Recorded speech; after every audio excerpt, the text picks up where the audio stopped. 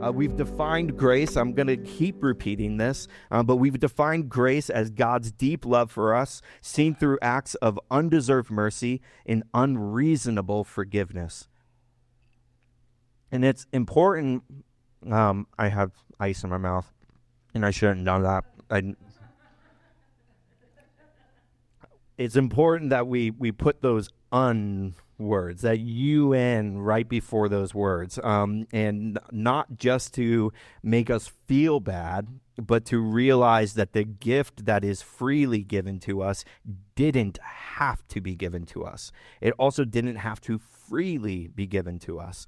And there's a misconception among people who have deconstructed their faith that although we've called this, and the Bible calls this a free gift, that there is something we have to do. There is a cost to pay, and it's conveniently your life. And here's where Jesus talks about this cost. He says, those who lose themselves, those who lose their life for my sake, will actually gain it. So it's a net gain, because in fact, when you gain his life, you get more than you ever gave away. Here's what he's asking you to give away. He's asking you to give away your idea of justice. He's asking you to give away your holding of mercy against somebody. He's asking you to give away what you think kindness and compassion is supposed to look like. And last week we started talking about he's asking you to give away or let go of what has been holding you back. And what he says I'll give you in return is peace of mind, love, spirits of joy, self-control. I need a little bit of that. Come on, that's a fruit of the Spirit. Patience, that when you give away your idea of what kindness looks like and align to what his kindness is, you will see that as a more natural response, not a trying response. This is good. This is amazing. And so, but there might be certain things that you've held on to that have felt good and give like some pleasure in moments, including anger and righteousness, self-righteousness primarily, that to give that away feels like giving away a part of your identity. To give away a part of what you thought marriage looked like, what you thought friendships look like. And he says, give it to me, and then I'll show you what the best version of this can and will be. Amen? Are we with us together? So we've called this the grace path, this whole idea, and it's looked like this. I'm going to put it up here. I don't know if this is the fine, but it's a series of circles that go from the inside out. So we kind of opened up the series, talked about grace as a whole, and then we nailed in, and I say nailed in, like we really dug into mercy for 2 weeks. I want to encourage you to go back. I'm not going to rehash too much of that. I kind of already have. And then last week we started forgiveness, which is the second step of the grace path. And the whole idea of this is that we have confused these three words to mean the same thing. And in fact, what I see in the Bible is it's a progressive path that goes from the inside out. So now we're talking about more of the outside things that happen. Forgiveness does start inside of you, but then has to be followed out with something outwards. You can do all of mercy internally, including the actions of mercy, which was that third step we talked about. But forgiveness, it does start here, but you can't finish forgiveness without a second party, without another person being a part of it, which makes it difficult, and why most people who say they forgive are actually just really good at mercy. But to forgive is so much more.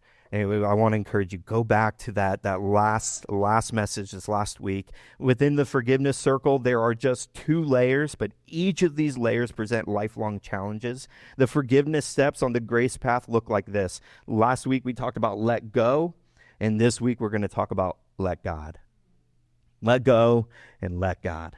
It's that Jesus take the wheel. I made that joke last week, but I'll do it again because it's funny.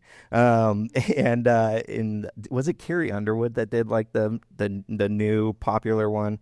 But who did the original? Who grew up? Carrie Underwood did not do the original of Jesus Take the Wheel. That was like 90s. Like, I don't think so. Anyways, might be wrong. Anyways, but last week was Let It Go, when Jesus and the New Testament writers wanted us as listeners, readers, and then importantly, interpreters. It's not just pastors. We interpret the Bible. As you can see, everyone seems to have their own version of what the Bible says, who God is, who Jesus is, what his actions meant. And so too many people start at interpretation and not at the place where we're supposed to, which is supposed to be listeners and readers and then interpreters. We take that in, all of that good stuff.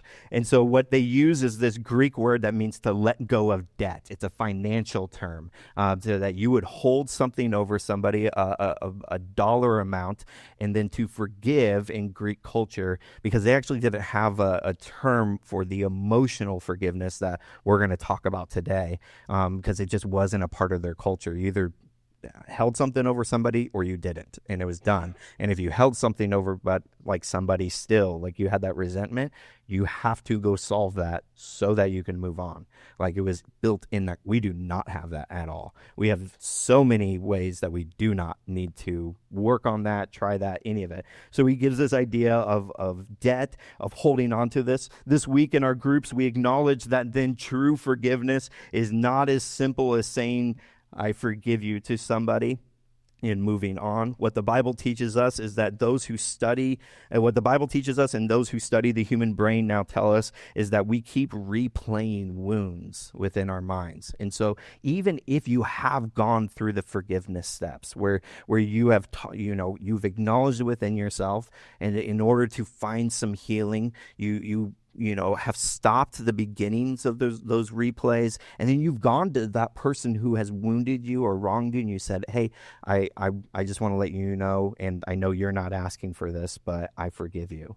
And that's actually for yourself, not for them. And then if they go, yes, and I apologize too. What a beautiful thing. Now relationship can be mended, but that's not your responsibility. Your responsibility is, I forgive you. The dumb thing that happens is you did all of that work, and then it'll come back in your mind. It will seep in those most random times. A good example is if you have some sort of wounded relationship with a family member. There's a pretty good chance you're going to see them at a holiday. Whether you want to or not, the other family does not and doesn't have to hold the same resentment and pain and even the process of forgiving that you did. But when you see them again, this is how the enemy works. This is what the Bible tells us that the devil in the spiritual realm is trying to do, is he goes, hey, remember that thing you said you forgave? Look at them. Look how happy their life is, and look how much you're still struggling. Anybody? Am I just the only one here? Okay. Like, I want us to be a little honest with it, because this is then how we backtrack, and we then have to restart the process. But the more and more that we do this, the easier and easier it gets. What the Bible then calls us to is that may not be your first response, to like be super positive and be like, no, I forgave them. Like it's like, no, I'm still angry at you, and I didn't realize that. The Bible calls us that our second response, as quick as possible, should be, I've already done this, so let's do it again. Let's go through that process again. And so here's what we're finding, and all of this stuff is that our human brains just replay these wounds over and over again. And I believe that many of us have done the forgiveness process, but that tiny seed of unforgiveness that just hasn't been fully resolved grows and grows, and then builds that resentment within there. But here's where I think why we don't get rid of all of it, and this is where we're going to talk about today, is I believe that the root of why those things keep replaying, the wound still feels open even though we've done a ton of work to heal it, is because we can't forgive ourselves.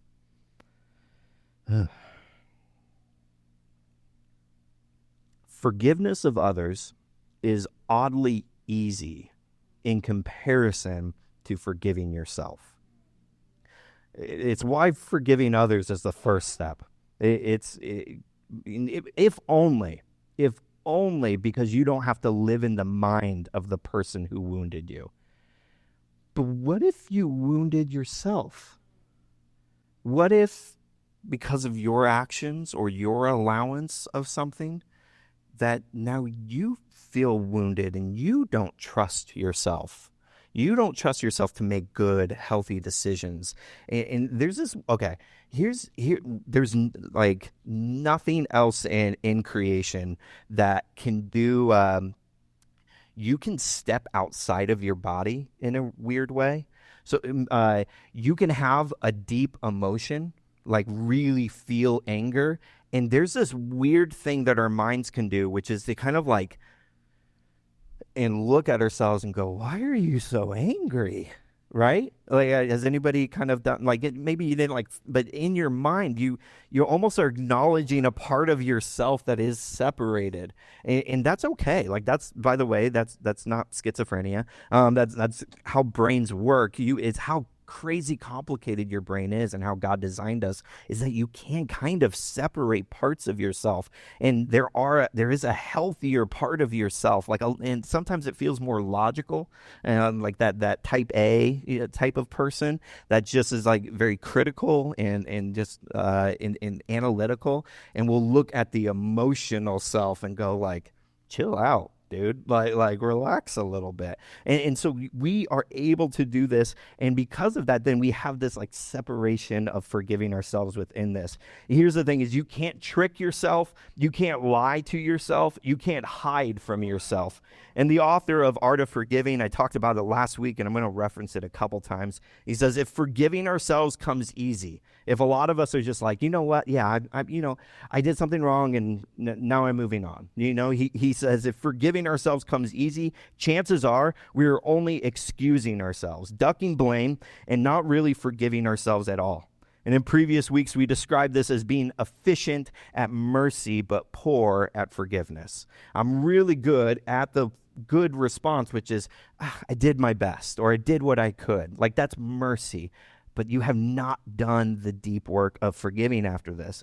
And if not done properly, this is a little warning for us. The act of forgiving ourselves and living as people who have been forgiven can feel really selfish. And sometimes we have met people that do say, I've forgiven myself, and you go, I don't know if you should have forgiven yourself, or I don't know if you've actually processed why you needed to forgive yourself.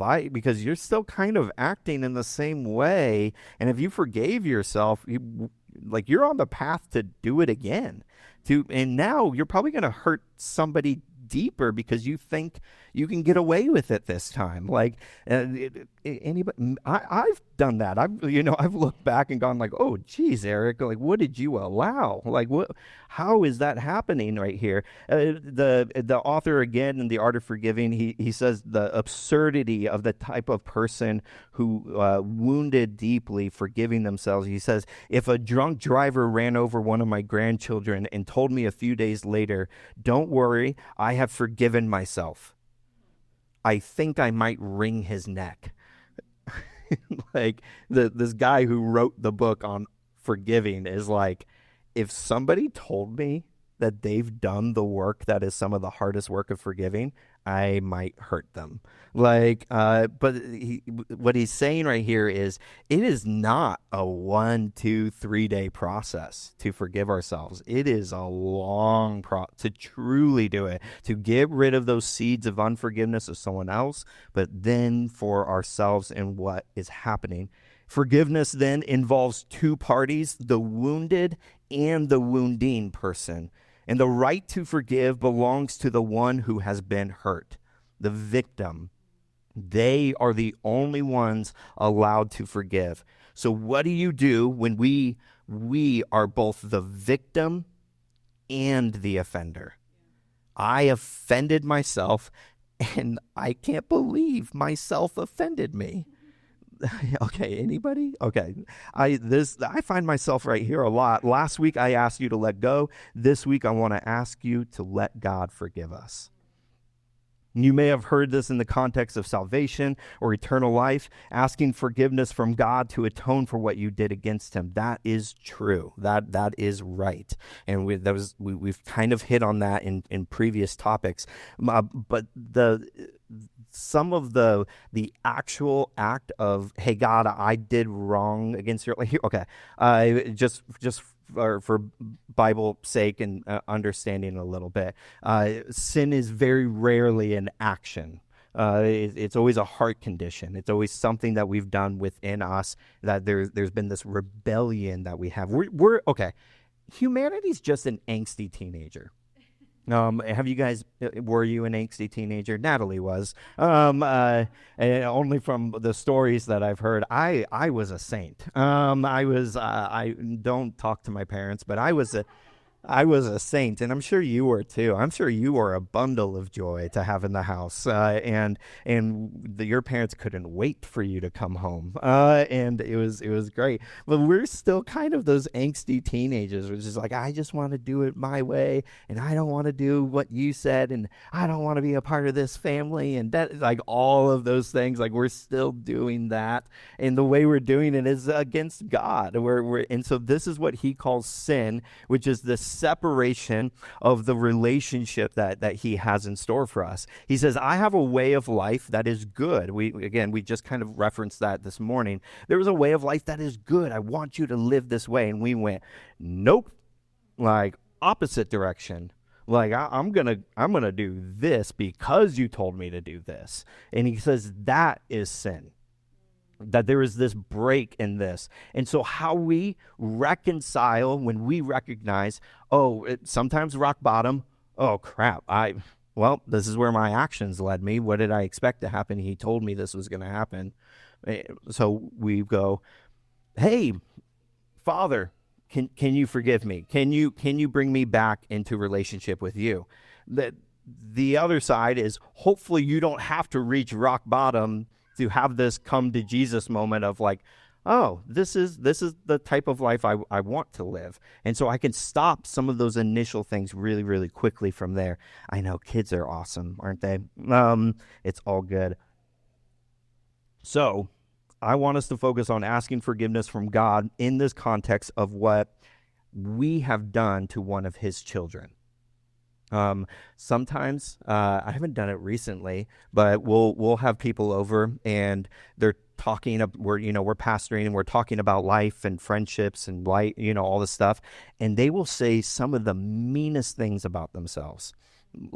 And if they said that about another person, you'd be like, geez, like we say the meanest things about ourselves, and I'll stop people and go, please stop talking about my friend that way. Just to get you out of yourself, because you're so used to running this narrative in your head. And then when you say it out loud, because it normally just stays up there, most people go, yeah, I feel that way about myself too. But nobody says, don't talk about yourself that way. Don't. And so again, to step out a little bit, what we can do in the process of forgiving, that if we are both the victim and the offender, and the victim has the right to forgive, what we can do as the offender, because it requires two parties, is to go to God and say, I have offended one of your children. Conveniently, that child is me. So can you forgive me for what I did to me? And God brings something completely different. Let me kind of open this up a little bit. When I was a middle schooler, I had a job as a babysitter for two twin boys to a single mom. It was great. They were crazy. I'm a twin, so they were like, twin to twin, like you're gonna make it work. And we had a blast. Like it was great. We jumped on playgrounds and ran and teased, and I like pitted them against each other because that's what twins are for. And it was like a gladiator battle in the living room. And so we had a good time. But there's a rule to babysitters that they should know, which is like, don't give my kid sugar before bedtime. Okay. And as a middle schooler, I knew that, but I still didn't follow that. And so she came home one time and they were wired. They were let's go, going crazy. And I'm like, all right, see you later. You deal with them now. And she was just trying to have time to be a human. And then she comes home to extra parenting. And so I have made her life more difficult. Here, I did the wrong. I was responsible for those children. They are children. They're just living their best life. They were not responsible. There is a little bit of mom has probably told us not to eat candy at the wrong time, but mom put me in charge. Okay. I did wrong. I don't need to go to those children, even though I've wronged them, and say, hey guys, I'm very sorry. What I need to do is go to the person who is going to carry the burden of the problem I created. Let me get to this real quick. We have been trying to carry our own burdens, and it's not working out. So I can go to Father God. I can go to God and say, I have created a burden for you to take care of me. And it's not that it's a burden he doesn't want to do. It's not a thing that he's like, oh, really? That's what it was for this mom that I babysat. Eric, really? This is what you're doing to me? For God, he says, great. Let's go to work. Let's do this. We can do this. This is true about all forgiveness, even forgiveness to ourselves. And although I have in a way hurt those boys, making it harder for them, the real problem I presented is an unhealthy truth that they can now be disobedient to their mom. When I make choices, let's transfer that back into ourselves. There are things that I do that I know are not good for me. And the problem is that conscious choice I've made is now going to affect that mental life, that emotional life that future Eric will be dealing with. And then that future Eric is going to be praying to God, why am I in this mess? How did I get here? And so we could find some healing in this. What we can do now is go to him, find some healing. So this is all well and good. Some of us might already believe kind of in this stuff. I might be kind of preaching to the choir a little bit, but let's kind of go a little bit deeper because we know this process a little bit. We maybe, hopefully you've been around people who are trying to forgive themselves, or maybe you had parents or a trusted adult who are going through that process a little bit. And we know that this is the kind of thing to do, but why do we still not do that? Why do we still not forgive ourselves, even though we know it's a healthy thing to do? We're going to go super deep here. We're flying through. A book will have several chapters on this, by the way. If you have a Bible or if you have a phone, power on your phone, open up the Bible app, and I want you to turn to page 2. This is where we're going to find why we don't forgive ourselves. Page 2 of the Bible, okay? God creates everything, and then the beginning of chapter 2, he creates the person that's supposed to inhabit everything, us, humanity. And he puts us all into that space, and then he says, now live. And then the end of chapter 2 ends this really, really beautiful way. Genesis 2:25. This microphone. Genesis 2:25, it says this, now the man and his wife were both naked, but felt no shame. This is not about sex. This is about complete vulnerability. That's what nakedness is. If you want to read Genesis as a literal story, great. If you want to read it as a metaphor of the creation of humanity and its relationship with God, great. Either way, nakedness means the same thing in it, which is this metaphor of complete vulnerability, this open. It's why God tries to correct our path of sex into a safe relationship with someone who is absolutely committed to you. Because then the physical nakedness, the actual parts of that, you're vulnerable. There's no hiding. In the same way, then, that emotional and mental state, this is what we are supposed to be living in. The actual life that we're supposed to be here is this vulnerability. In this complete openness, there's no hidden motives, no false intentions, no little lies, no questions about someone's true intentions. Doesn't that sound nice? Like when you would read a text message, you would go, oh, this person's like on my side. But if the comma is in the wrong place, come on, somebody, you're like, really?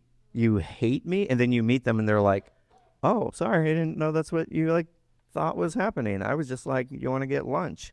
And it was like, you want to get lunch? Like, okay, nobody else. Okay. So there's no hidden motives. They're just living in openness with God without a barrier in any way. And the way it describes that relationship is not just nakedness. It is no shame. No shame. So foreign. Such an odd idea. How long do you think this lasts? For some of our Bibles, not even another page. We don't get like a length of time in the Bible because it's not the point. What we do is get an idea that it happened very quickly. After this freedom of no shame, very quickly, we chose shame. We chose, hey, I'm going to go in the complete opposite direction here. Chapter 3, verse 7 provides an image of the moment when God's first humans disobeyed him and what they felt afterwards. And it says this, at the moment that their eyes were opened, they suddenly felt shame at their nakedness. So they sewed fig leaves together, brilliant idea, they don't have any clothes, and to cover themselves. So they felt now not just the emotional, they're like, oh no, we're also physically naked. Like we got to completely cover ourselves because I don't think I'm supposed to look or live this way. Again, God goes, no, this is exactly how I wanted you to live. I wanted you to be vulnerable. I wanted you to be open. I wanted to have a world where people wouldn't take advantage of you, would not try to do what they want to do, including yourself. What you do to yourself, I want you to do this. So how this is playing out now is we're living in this world of tension that we're hiding the deep, dark things that only you know about. Because we're ashamed. If someone really knew what I did, I would have no friends. If somebody really knew how I talked about myself, imagine this. If I told you right now, leaving this room, that I have this odd technology, experimental technology, where what I'm going to do is I can record your inner thoughts. And next Sunday, we're going to play highlights of them. Who's showing up? Nobody. Like, I'm not, for sure. And why is that? Because there's a whole world that is just for us and stays within us because we're embarrassed and ashamed of who we are deep down. Some of that, it was built into you. Maybe as a child, you faced something difficult in your life. Somebody took advantage of you and they introduced shame in a way that nobody was ever supposed to understand. And so now you're battling problems that are not even choices you've made, but now the choice of unforgiveness is, I'm still feeling like I'm that person that was abused. When God says, I want to free you from that. But because you're hiding, because you won't be naked and open and vulnerable with God, I can't do anything. I can't heal you.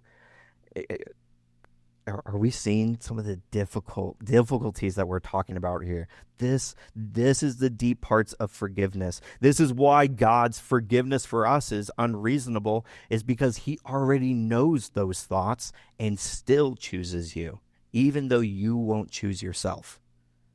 Isn't that beautiful? If you haven't thought about his salvation and his love of you in that way, which is he does know your inner monologue. He does know what you're holding on to, your resentments, your vengeance, your righteousness, whatever it is, And he still chooses you. Some of us don't even have moms and dads or spouses that would do that. But God does. God wants you. So what we need to get away from is this hidden life where we're constantly saying to ourselves, I'm ashamed of myself. Shame is an uncomfortable word in 2025. It's a big no-no. Like, it is anti-proud, like to feel shame. And some of us overcompensate with pride and proud because we feel so much shame. And so what we do is we live now in this like really odd self-centered world where we get to create a new moral standard so we don't feel shame anymore. So the way I get out of shame is not forgiving myself, not acknowledging that I've done something wrong, again, ducking out of a problem, passing blame. What I do now is I just create a new standard of what is okay. So to me, what is okay is that I get to be number one in my life. What is okay to me is I don't have to serve anybody. What is okay to me is that the world has to completely surround my idea of self. Right? We're seeing this a lot. And it's not whatever person you put into your head, it's also you. Like we're all doing this. And so we're all trying to avoid this problem by going like, no, God doesn't really care about that. It's like, no, he does. Like, quit. You're just avoiding the fact that he wants to work on that in you very specifically. We've had conversations in our group, and like I've said before, I play a little devil's advocate sometimes in group, or somebody will say something, and go like, yeah, and I've forgiven that person. And I go, how? And they go, well, like I don't know. I just don't like hang out with them. Like, oh, so no? Like, and again, I'm joining you. I got people I do that with. Like, but let's just, again, be honest with ourselves here. No, I haven't forgiven them. And I don't want to because they suck. Like, and they hurt me, and they're still hurting me because I keep replaying this wound over and over again. And every time it's like slicing up something that I know this is gross, been pussed over and like unband-aid and diseased. And we're just like, whoa, what if I cut deeper? What? Like, how are we doing this? And so to avoid this, Paul gives us a message in Romans 8:5-8. He says, those who think they can do it on their own end up obsessed with measuring their own moral muscle, but never get around to exercising it in real life. Those who trust God's actions in them find that God's Spirit is in them, living and breathing God. Obsession with self in these matters is a dead end. Attention to God leads us out into the open, into a spacious and free life. Focusing on self is the opposite of focusing on God. Anyone completely absorbed in self ignores God, ends up thinking more about self than God. And the person who ignores who God is and what he is doing, and God isn't pleased at being ignored. This is deep here. Shame is only something you can feel if you believe the thing you did was wrong. And what God is saying, it was wrong, but I can make you right. Not make what you did right. I can make what you did let go.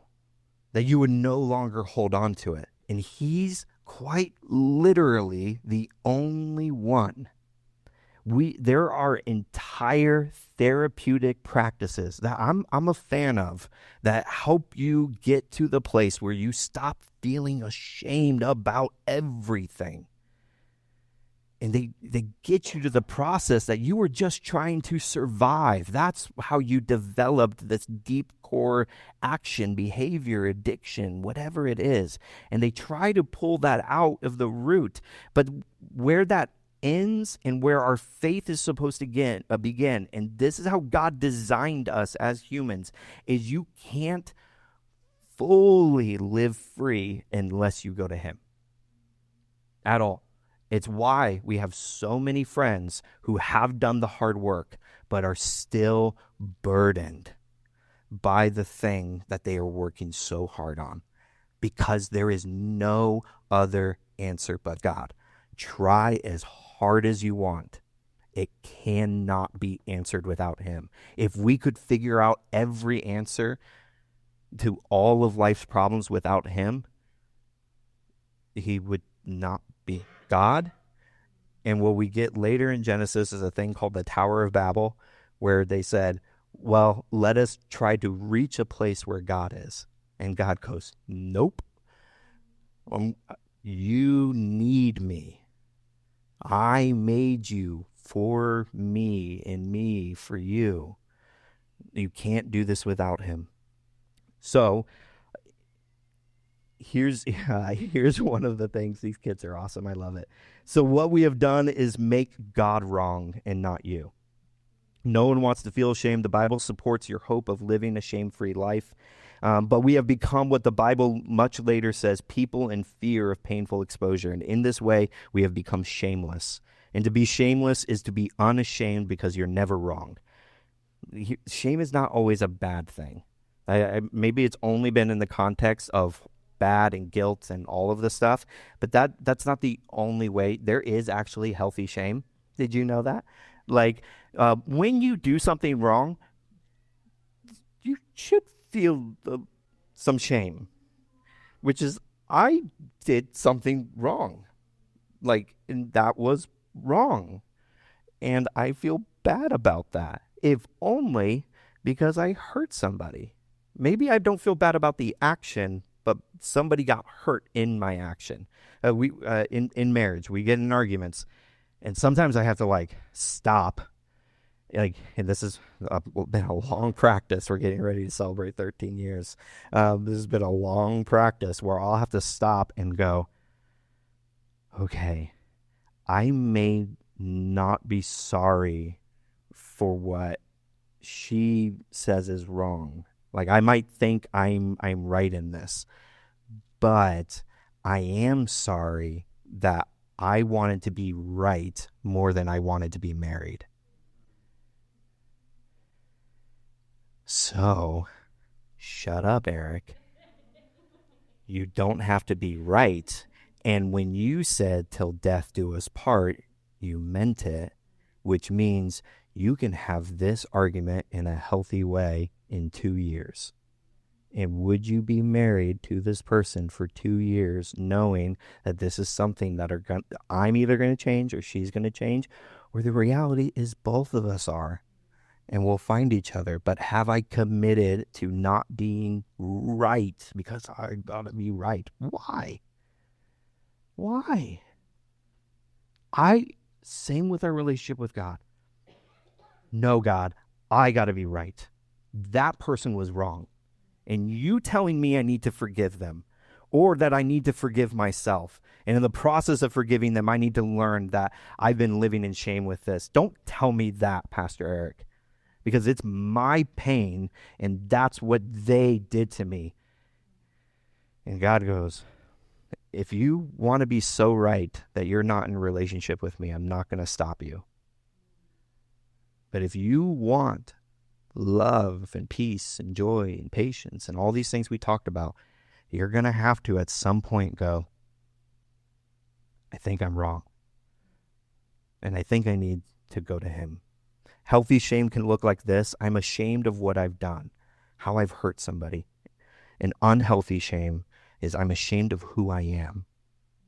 I hate myself. Check those inner monologues. When you've done something wrong, I hurt somebody. But if, I hurt somebody, I'm the worst person. We've crossed over to unhealthy shame. Somebody deeply wounded me, but I think I deserve it. I think I'm a bad person. I don't think I deserve to be protected. I now don't feel like I deserve to be loved. That's a shame God wants to rip out of you. Like cancer cells. Like, he wants to pull the tumor out in surgery, and then he wants to put you on chemo. And it may feel like you're weak for a season, but then you're going to be the strongest you've ever been. This is what he's doing. Worship team, James, would you come forward? Here's why some of this is really important. If you can't love and forgive yourself, why would you forgive anyone else? Now you're just a punching bag. And how many arguments have we gotten in people that we love where it's like, well, I've just been a punching bag for years and for months. And really, it's because they're expressing their pain appropriately and you're not. Well, why are we always talking about your problems? Never mind. Well, you never bring up your problems unless we're yelling. Because that's the way it comes out. No wonder our relationships are breaking. We're ashamed and we're not forgiving ourselves. The last few weeks at church, we have been digging up a lot. I know. We've talked about a lot of our unmerciful, unforgiving, and ungraced selves. Woo! Yay!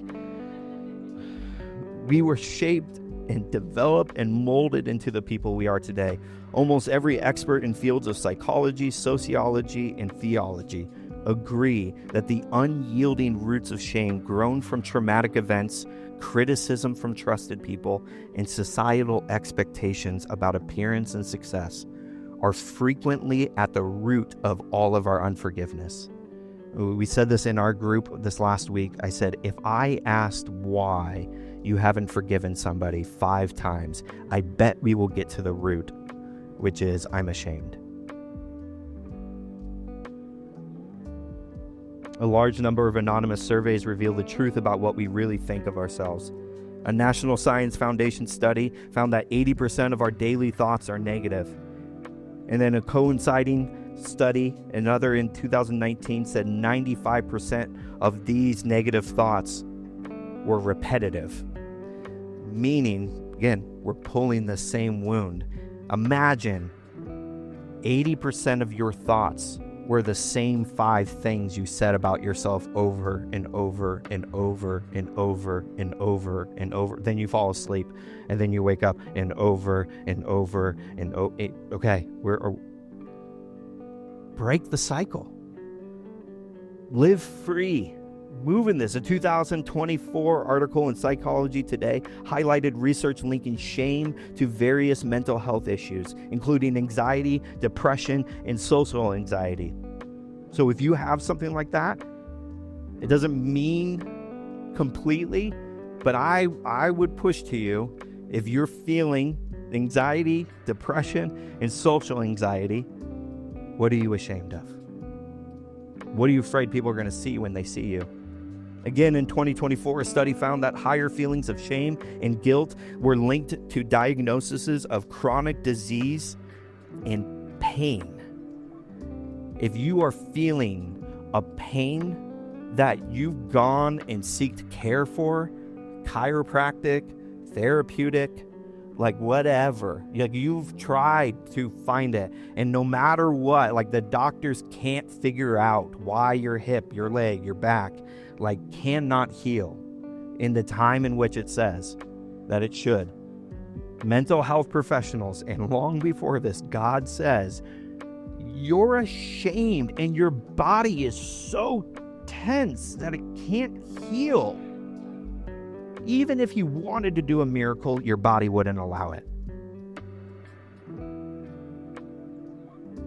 The issue of shame as a culture, as a problem, has become so significant that in 2013, the American Psychiatric Association included shame as a diagnostic criteria for PTSD. Those who have gone through incredible traumatic events and their life is so incredibly stressed and can't deal with it. So church, I don't have time to list all the issues that plague our society, but for the topic of understanding God's deep love for us, our last major barrier to living in grace is breaking the chains of shame by forgiving ourselves, to let go and let God. Maybe you didn't hear something that fits in your category, but the relatable truth is that we can all understand that this life hurts. Man, it hurts. Ugh.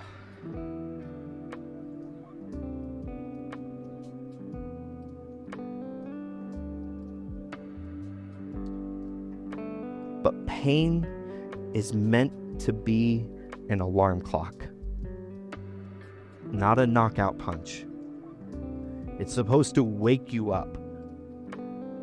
It's supposed to tell you that there's something to work on. If you felt a pain in life this week, physical, mental, emotional, wake up. Don't lay in bed. Don't put it aside. Don't press snooze. Get up. There's work to be done. There's things to do. Swiss psychologist Carl Gustav Jung said, "I am not what happened to me, I am what I choose to become." And as followers of Christ, we are given a choice to do something with our pain. So would you guys all stand with me? We're going to go back into this song, and my hope is that this will just be a quiet moment of meditation. If you want to sing, sing. If you just want to close your eyes and be with God for a moment and just let Him, here's my quick prayer, that the Holy Spirit will reveal just a couple things and not reveal the thing that was done to you. We know that. That's not what He's trying to reveal. What He's trying to reveal is why that hurts so much. And my guess is because we've been holding on to something He's been asking us to let go and to let Him take it.